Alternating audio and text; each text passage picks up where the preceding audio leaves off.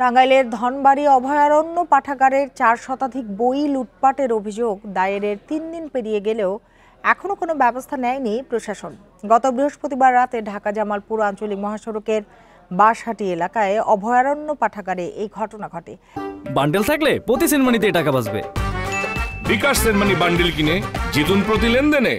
পাঠাগার কর্তৃপক্ষ জানিয়েছে, বাংলাদেশ খেলাফত মজলিসের নেতাকর্মী পাঠাগারে এসে রবীন্দ্রনাথ ঠাকুর, কাজী নজরুল ইসলাম, হুমায়ুন আহমেদ সহ বিভিন্ন লেখক ও সাহিত্যিকের 400-র বেশি বই লুট করে নিয়ে যায়। ঘটনার পরদিন জেলা প্রশাসক বরাবর লিখিত অভিযোগ দেয় পাঠাগার কর্তৃপক্ষ। ধনবাড়ী উপজেলা নির্বাহী কর্মকর্তা শাহিন মাহমুদ জানিয়েছেন, এ ঘটনার প্রেক্ষিতে খেলাফতে মজলিস ও পাঠাগার কর্তৃপক্ষকে সাথে নিয়ে সমাধানের চেষ্টা চলছে।